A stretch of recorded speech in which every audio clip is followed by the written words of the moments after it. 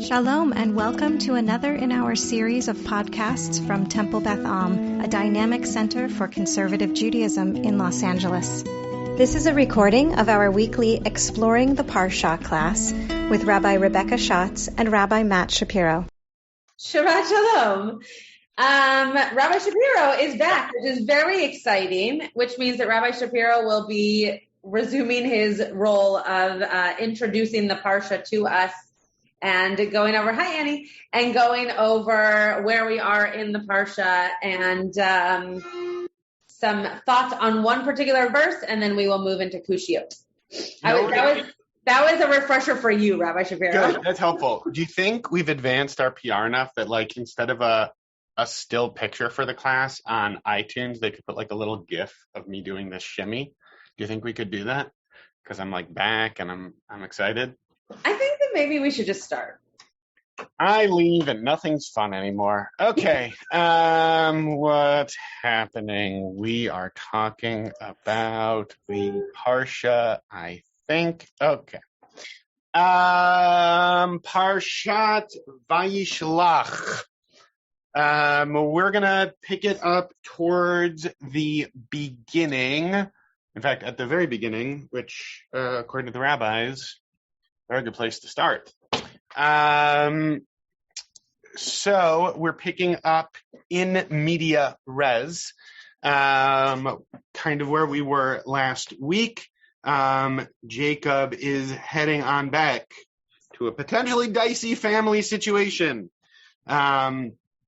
When he last saw his brother wanted to kill him. So slightly less pleasant homecoming than I had this past week when I got to see my brother for the first time in a while. So he sends, picking up chapter 32, verse 4, he sends messengers ahead and he gives them instructions. He says, sort of fill them in on where I have been. Tell them that I have stayed with Lavan. That's where I've been hanging out lately. Tell them that I have acquired all of this livestock. I have acquired these slaves, which is an interesting headline to offer up to your brother. And send, just sort of fill him in on where I have been. The messengers go. They come back, and he finds out that this encounter is happening soon. That Esau himself is coming to meet you.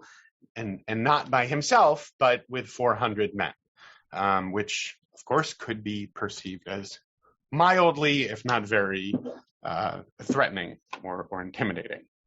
So understandably, next verse 8, Jacob was greatly frightened, and it's translated here as in his anxiety. In the Hebrew it says Vayitzar lo. He was having tsuris over it. In his anxiety, he divides everything up into 2 camps out of this not totally unfounded fear, thinking, well, if Esau attacks one camp, at least the other group of people and property will remain intact and could yet escape. Okay. We are now going to pick things up. Brief editorial.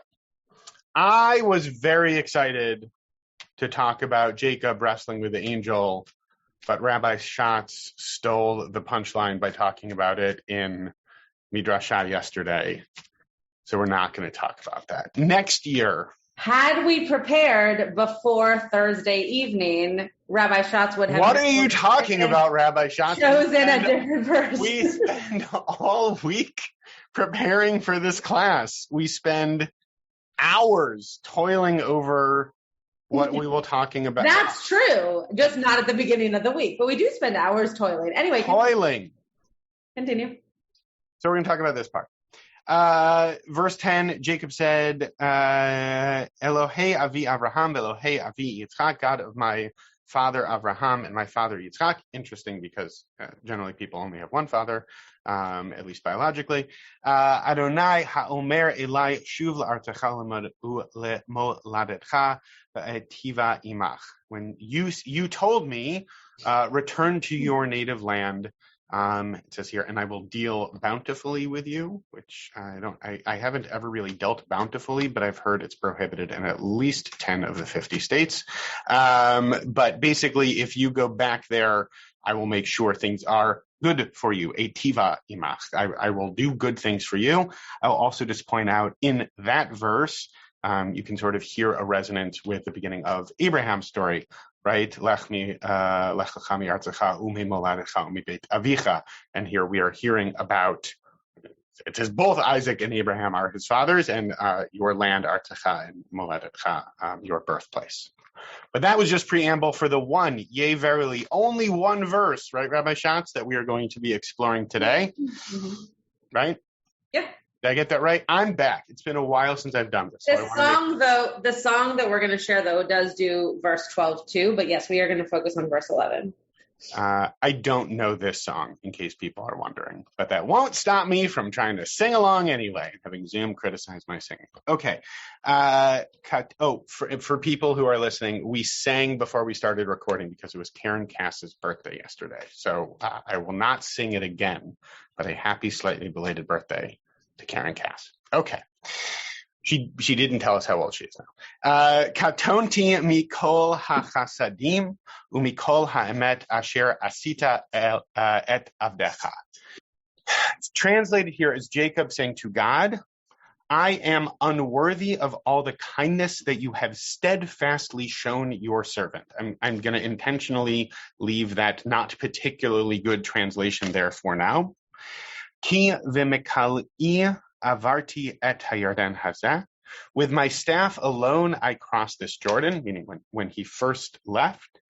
Ve'ata hayiti lishnei machanot. And now, coming back, I have two camps. So when I left, I just had the shirt on my back, basically. And now that I'm coming back, I have all this stuff. So Jacob sort of saying before God, I'm now in a position where even though I left with very little, I'm coming back with a lot. And so I am feeling unworthy of everything you have already given me. And sort of like implicitly in there, and Rabbi Kligfeld was talking a little bit about this at the event we were at last night, maybe I've sort of used up my goodwill, right? Maybe by virtue of the fact that I now have all of this stuff, kind of my luck has run out. You can only hit on 16 so many times before you'll bust, to use another biblical metaphor. I'll say 1.5 things on this from sort of the lens of mental health and spiritual growth that we've had as an overlay for this Parsha exploration, and then I'll turn it over to Rabbi Schatz to do what she does best, soliciting kushiot from our classmates. I think this reads a little bit like false humility. That's what I think. I don't think Rabbi Schatz agrees with me, but that's how you know it's fun. I think this is Jacob, who we have seen to this point can be a bit manipulative and a bit of a trickster, trying to be like, oh, poor me. Who am I to be worthy of all this stuff? Please, God, help me out. That's my reading of it, but it reads to me a little bit like false humility. And so I think there's an interesting question in there about what is true humility, what is false humility. Can that kind of language, sort of be manipulative sometimes? I'll offer up the definition that folks might have heard me share before, this idea of humility as being right-sized. Right, not too big, not too little, that Moshe, who was no shrinking violet, was said to be the most humble man who ever lived. So also just interesting that the language here and this idea of being right-sized, at the very beginning of the verse, he says, katonti, right? I am too little for this. And that sort of bouncing off the idea of humility as being right-sized. I think there are some interesting pieces to explore there. The other sort of half piece that I'll offer up is the translation sort of smooths out, if not outright papers over, something that when it says katonti mikol hachasadim v'mikol hamet asher asita, right? that I am too small, I am unworthy for all of the kindness, chesed, and from all of the truth, right? All of the emet that you have done for me. It sort of says that you have so steadfastly shown your servant, but that's not really what it says, at least in the Pshat read. And I think it's interesting to think about, what does it mean to be shown kindness, and what does it mean to be to do truth, or to be shown truth. I found an interesting Sfat Emet comment on that, but I will sort of leave that as a lingering kushya of my own for now. Okay. Rabbi Shapiro is correct. I do see how he reads it that way. I didn't read it that way for this class, but I will share how I read it after you all share your kushya, so that I don't cloud your kushya with my thoughts. Rabbi Shapiro, will you make okay. Will you make the verse bigger, please? Bigger than its katonti? Oh, you're so funny. I am so funny. Did you forget that about me while I was gone? Uh-huh. I'm always happy to remind you how funny. Okay, so this verse, thoughts on the verse, thoughts on the words, as Rabbi Shapiro just said, like the English translation isn't great, though gives a general sense. Yes, Ilan. When I read this, I kind of, I'm not a particularly well-versed in psychology, but I think it's called imposter syndrome. And I think Jacob is suffering from a little bit of that, as opposed to being overly humble. People with huge egos can suffer from imposter syndrome, which basically is saying, I've achieved all this stuff, whether it's financial, reputational, what have you. And I kind of feel like somebody's at some point gonna catch in on the joke that I actually really don't deserve this. And that's what strikes me about this verse, that it's neither overly humble or not humble, but it's just, he's like, what have I, why me, right? And I'm not sure. I don't know whether it's guilt or just I don't know what causes that, but that's what strikes me. Yeah, it's interesting. When I've spoken about this verse before, I've also spoken about the imposter syndrome aspect of it. When you're in rabbinical school, they talk to you a lot about imposter syndrome, because for many people who go to rabbinical school, especially in the Orthodox communities, actually, you go at a very young age. And so then you're out in the world and you are pastoring people, and you are working in communities where many of the people around you are older than you. And all of a sudden you have all this authority. And for some people, it goes straight to their head, and imposter syndrome isn't necessarily something they're dealing with. But for others, you kind of have to like snap out of it. You have to recognize that, oh no, it doesn't matter how old you are or how well versed you are. You went to school to be able to do this, and someone is looking at you as an expert in this field. And so too with Jacob, right? I agree with you that he's coming to this place of, all of this has come to me, like, who's going to wake me up from this dream to tell me that none of this is actually for me, or that I should be benefiting from this at all, but rather that it's just it all seems to be not unethical. That's the word that's in my head. Anyway, not realistic to the world that he's also living in. It'll come to me in just a moment. Joanna, and then Denise. So I'm going to guess that one of the difficulties with the translation is how to deal with katonti. And I'm thinking a lot about that word. And so my obvious connection to that word is, to the shoresh that is familiar to many of us, katan, and that not necessarily that he's feeling unworthy, but he's feeling small in this moment. And I don't see it here as a false sense of humility, particularly because I'm not so sure that the reference to the two camps at the end is really a reference solely to how prosperous he's become, because that reference could be, and now I have one big, huge family, one camp.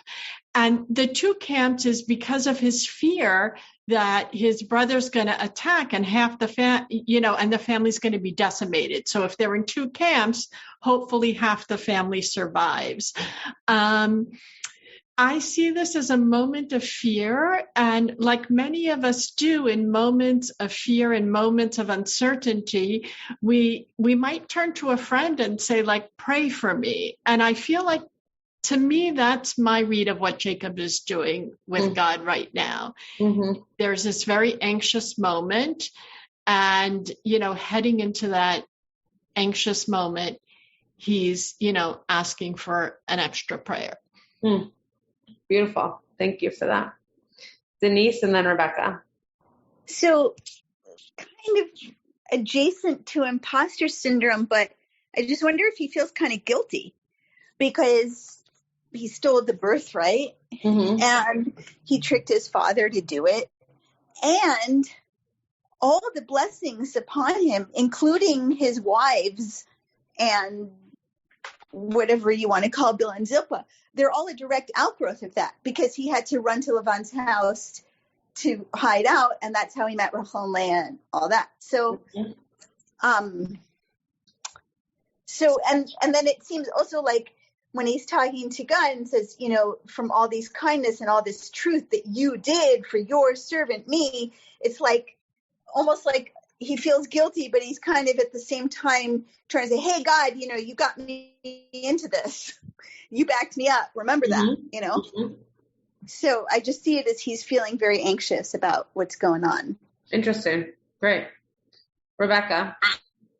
What I wanted to say is sort of, it's very much related to Joanna's point. When I read it, I felt that he was saying, I'm feeling small when I left and I crossed the Jordan. I just had to control, it was just me and my staff. And then, and now I have, it's not that he says I'm so rich. I have all this uncontrollable, two camps. How am I going to, to me, it feels like he's overwhelmed by the fact that there's two, that he had to separate into two camps and he has a lot to deal with. He has to protect all these people and his entire, tribe, basically, maybe he has to protect from his brothers. So to me, it feels like he's actually really saying, I'm feeling very small. Yeah. Because I am now in control. I have to control much more. Great. Yeah. This idea, and this goes back to the, the general statement that Joanna made about katonti, right? Like, what does that idea of katonti mean? And we're gonna get to that in just a moment. But what is this making small, right? Why is he feeling small? What is it about this smallness that maybe, as you're expressing, like, is then turned into vastness at the end? It's unclear if he feels that way or if we're projecting that, but it is interesting that we go from small at the beginning of the verse to very large at the end. Renee. So I feel like he's almost blaming God for the fact that he was so kind, and because he was so kind, now he has to become two camps. If Hashem wouldn't have been so kind to him, then he wouldn't have become two camps. He's kind of like thankful, but really kind of blaming too. I've never read it that way. That's a very interesting read. Other thoughts, comments, questions? No? Okay. So katonti, the word katonti can mean like katon oti, right? That the idea of I am made small, or as all of those grammarians out there, which I am definitely not one. It's a hifil verb, and so it's to make small or to reduce, to be made insignificant. So the thing that caught my attention, and Rabbi Shapiro and I will we'll kind of combine this into the mental and spiritual health pieces that we're both bringing to this, but just the idea that it seems as though Jacob, whether or not he felt big before or felt powerful before, there is an element right now that is making him feel like he is being contracted. He is being made small. And sometimes, and we all know people like this, they're very big and large personalities and loud and in your face, and often need the reminder to kind of bring it back, to take it down a notch, to be made small. And then there's the type of making small that happens, for example, in abusive relationships or in a power dynamic that's not healthy, where there is someone or something that is really overreaching, and the other party in that relationship is made to feel quite small, is made to contract themselves to make space for this already very large entity. So that's what struck me, and this idea of katonti, of this retraction, that Jacob seems to go into himself. And again, I'm not making a judgment call as to whether or not that was warranted given his personality or ego or not, but just the general idea of him turning inward to make space for, in this moment, it seems like God, right? To be made small, to be made to feel small in this moment of complete kindness, which it seems like he doesn't feel like should be coming to him. So that was the point that I'm always struck by in this particular verse, and makes me think to just unhealthy, potentially abusive type relationships where that can happen. Rabbi Shapiro, I do want to share the song at some point, but do you want to do your texts first and then we can share the song at the end? What do you want to do? I don't know. Would you like to have an opinion? I've been out of the loop, man. I turn to you. Yeah, what's going on here. Which is why you can take some, initiative. Katonti, mikol hachasidim, ve'kol ha'emet, for everything. I don't know. Let's listen to a song. I love a good song. I won't even sing. I won't even sing along. No, you won't. That's true. Okay. All right. I will. So maybe the song will direct me one way or another. To what? I don't know. I don't know the song. So this is a song. Maybe he's thinking of Yonatan Hakatan. This is a song written by Yonatan Razel, and it's a really beautiful tune. It's specifically written about these verses, this verse and the one following it. We won't listen to the whole thing because it just repeats a lot, but I'll share it with you, and then I can share with you the link so you can listen to the whole thing if you'd like on your own. Just let me know if you can hear it. Can you hear it?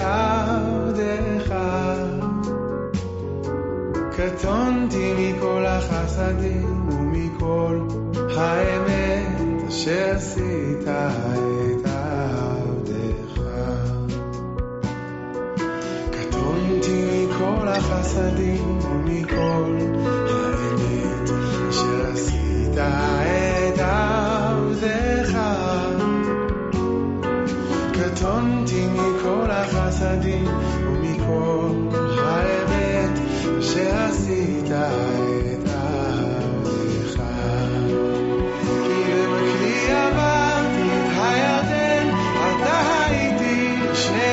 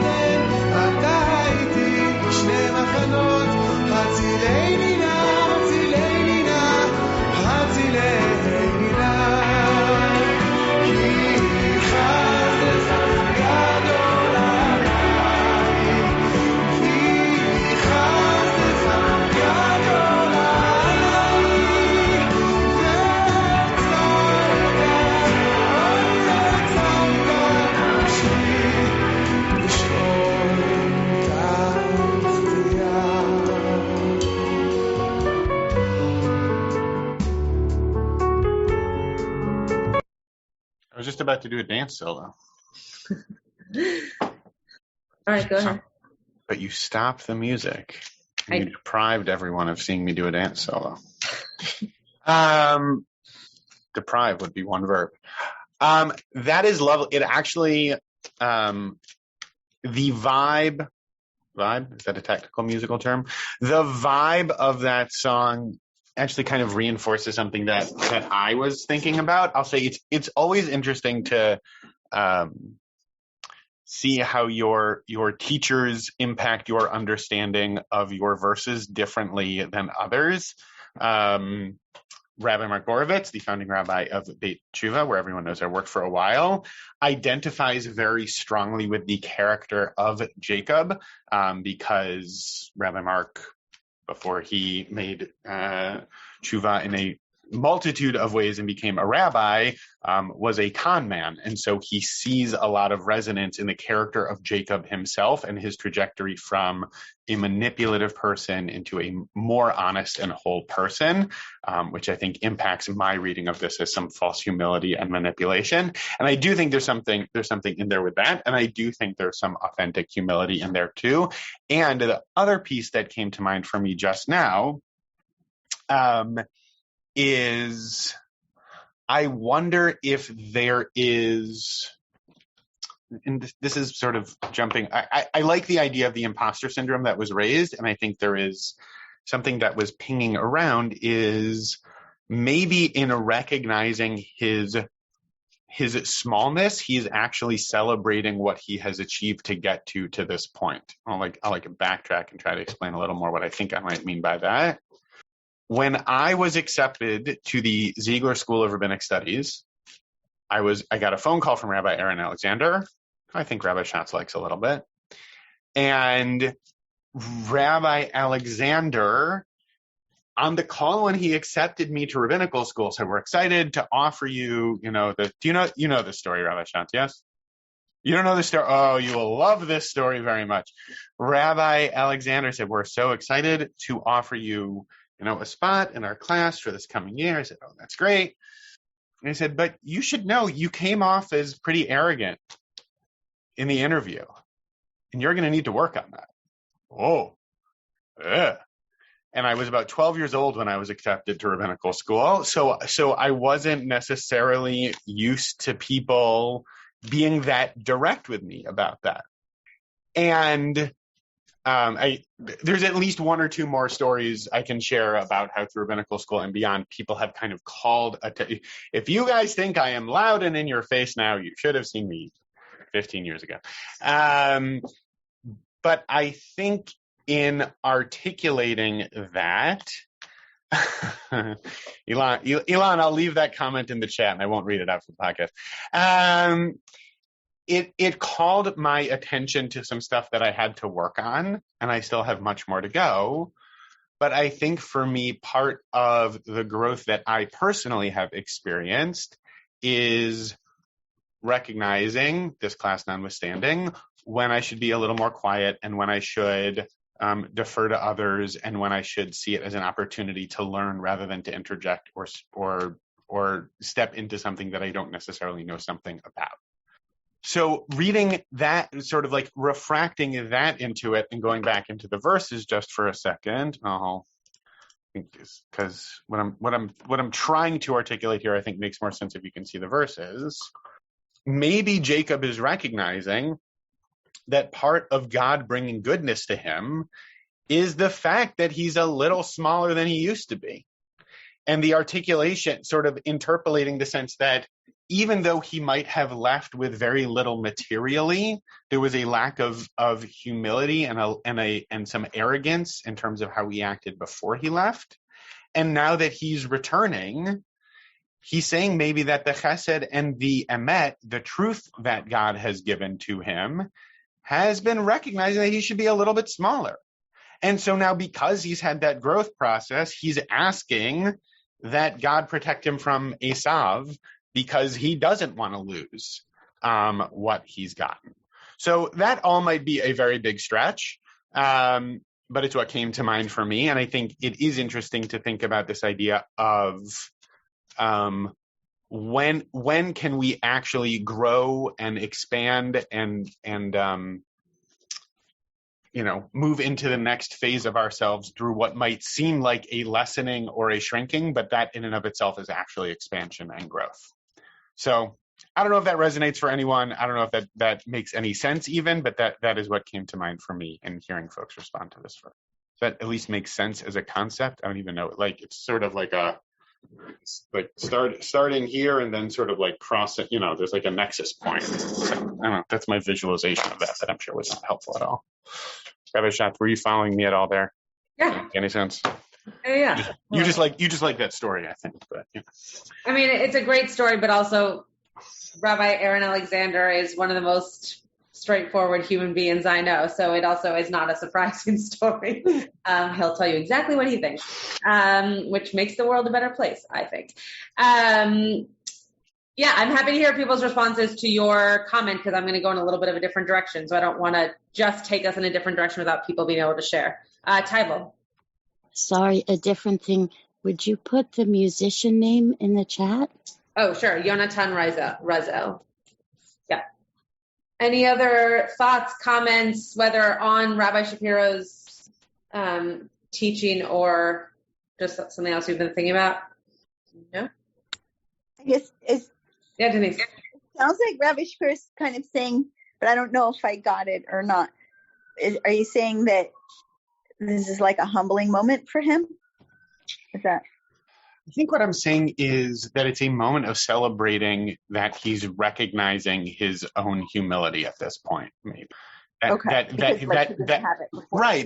he's saying, hey, I'm quote unquote smaller than I used to be, and that's part of the chesed and emet that you've shown me.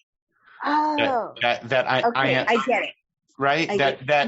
You told me things would be good for me. I recognize in this moment that I'm smaller than I used to be, and that was achieved through your loving kindness and your truth. And now I'm coming back with all this stuff, so please protect me, because I've actually gotten to a place where I'm feeling okay about this. So please protect me as we move into what's next. Which is so I don't know if that tracks, but that's how I'm now kind of piecing these verses together. Okay, that makes sense. Thanks. Yeah, Rebecca. Yeah, I think that actually really makes a lot of sense. And especially given if we're going into the whole mental thing and the fact that he was raised by a mother that thought that he was, everything. And then he ran away, and then he dealt with various challenges, and he's coming back sort of bigger in terms of experience and family, but he's also probably more realistic about his place in the world. And so it actually makes a lot of sense to me. Yeah. And he has been humbled, right? Like he thought, hey, here I am. I'm going to marry Rachel. Whoopsie, not so much, right? Like there have been things along the way that have shown him that just because he thinks the world should go in a certain way, or he thinks he's entitled to certain things, that's not necessarily how it's going to go. That can be unpleasant, and that can be not fun. And it can also be a reminder, like you said, of going back to the idea that I initially introduced, like being right-sized in the world. That hotshot Jacob coming straight out of Canaan doesn't necessarily get the things that he thinks he should, or in the time frame that he expects to get them, which can be unpleasant and painful. But there can be learning in that. So that's what I'm maybe seeing here. That maybe that's right. But maybe one read of these verses is to see that that's what he's articulating here. Yeah, Renee. So it seems like he's going through some kind of emotional growth or maturity, that he's accepting these changes within himself. It's not all about Magia Li kind of personality. Yeah, exactly. And I think, feeding this into the part of the Parsha that I was going to talk about, but Rabbi Schatz wouldn't let me, then going into that wrestling, right? That going into that wrestling with the different parts of himself, and coming out of that with a new name, right? Like you don't have to scratch too hard to see below, the surface of that incident as a sort of psycho-spiritual metaphor into the process of identity formation. I'll back away from those verses now because Rabbi Schatz won't let me talk about them. But these verses potentially some kind of preamble to that, in terms of seeing where he has been and where he might yet go. And yet the interesting part about that, to go into the verses that you wanted to talk about, interesting that the moment of kind of success in that wrestling match is Jacob prevails against the unnamed Ish. So even if he's not feeling as though he has strength or has that acclaim, that part of his identity is strengthened in some way, or at least has power in some way that maybe he doesn't even know. And then we see him prevail against this divine being, whether or not that's his own conscience or it's Esav's angel, whatever. Talk about that another time. But interesting that could be the end of this arc, where he actually does have that strength and does have that power and does kind of find that inner part of himself that allows him to prevail against something so big. Right. Well, and going back to this idea of imposter syndrome that a few different people have raised, right? The sense that, he is different now than who he was. And so what does that mean? Yeah. Yeah. Did you want to share Siftei Chachamim, Sfornos? You said someone had a thing. Sfat Emet. Sfat Emet. It was an S. I knew there was an S. Yeah, go ahead. Schatz. Do you have anything else groovy on this, or? I just don't want to take us too far off the course of the topic we're currently talking about. So if you have a Sfat Emet that has to do with this, you should share it. It doesn't really. It's just a different kind of thing. But I can still share it. Yeah, go ahead. Mine's gonna take. Yeah, go ahead. I don't want to take anything away from you. I know you have. Oh, share it. We're losing time. Go. Okay. All right. It's a longer piece, as Sfat Emet pieces often are. But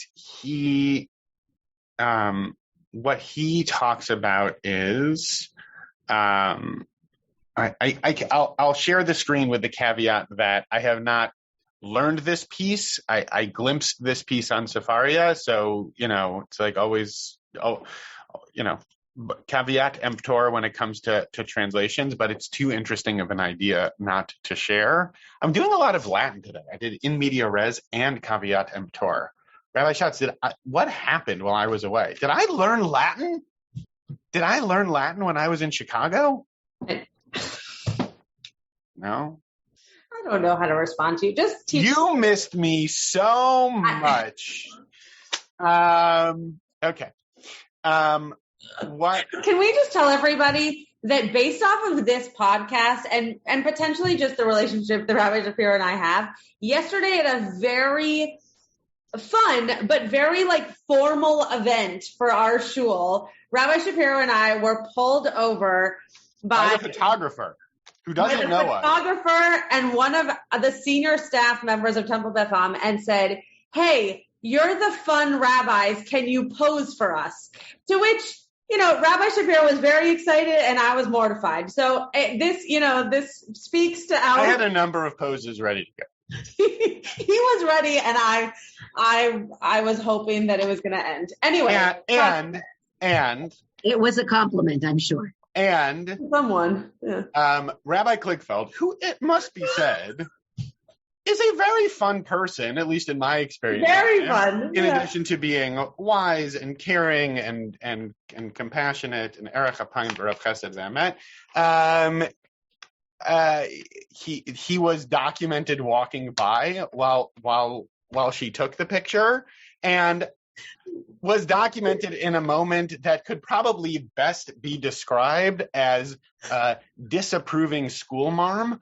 And it is immediately one of my new favorite pictures. So we're going to blow it up and put it on the building. We'll see if we can get that posted on the front page of our new website. Yeah.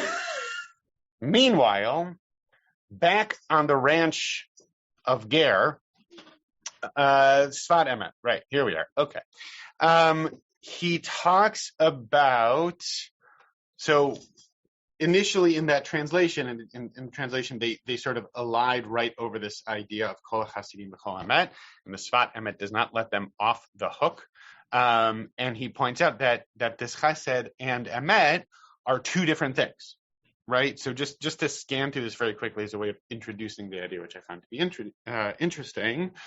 Kindness is kindness, right? That seems to be pretty straightforward. But what does it mean that God has given him all of this truth?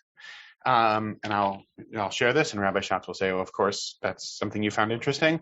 When referring to emet, we mean the ability of a person to realize or actualize themselves. What God transmits to the soul is understood in the sense of emet, which is none other than the words of Torah.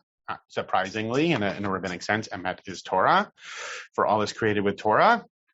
And this piece here is just so lovely. In every person, there exists a unique Torah that is able to be realized and actualized, and is a divine gift offered according to each, translations that great, person's portion, right? So, and for that, we have even more reason to exalt and praise God that he implanted within us eternal life. So there's a lot in there. I want to go back and actually learn this piece to make sure, one, the translation is accurate before I hear it too many more times, and two, just to deepen my understanding of it a bit more. But I will say that in thinking about that sort of twofold structure within the verse, katonti mikol hasidim umikol haemet, meaning I feel too small for all of the kindness and for all of the truth, meaning for all of this Torah, this opportunity for bringing out my Torah into the world. I just think that's a really interesting, it's certainly not deep shot. It's certainly not the simple meaning of the verse. But in the Sfat Emet's mind, that in the rabbinic construct, truth means Torah, and we each have that sort of Torah within ourselves to bring out into the world. And going in either direction with this, right? Either Jacob feeling too unworthy to carry all of this kindness and all of this truth/Torah within him, or maybe going back into the read that I'm hopefully not forcing on these verses too much, maybe Jacob is recognizing, I now have a greater sense of how the kindness and the teaching that you have shared with me has helped me get to this point, and I want to be able to preserve that. Which I think maybe also works, right? So anyway, just it's not necessarily a pshat or intuitive read of what emet might mean there, and I just thought it was a nice kind of deepening and expansion of what that might be. Renee. It kind of got me to thinking of Maslow's chart of self-actualization, seeing how he's kind of progressed from the lower levels of self-actualization to getting higher. Right. Maslow, for those who might not be familiar with it, right? Maslow's hierarchy of needs, expressing that before you can worry about self-actualization, you need to make sure you have food on the table and a roof over your head, right? That there are sort of the basic needs, and then we have our relational needs, right? And sort of that it's a pyramid going up, and the sort of highest need, and in that way kind of rarest need, assuming you check everything else off the checklist, is self-actualization. So Jacob, sort of Renee feeding your thought back into the verse, he wasn't even thinking about self-actualization when he was scared for his life.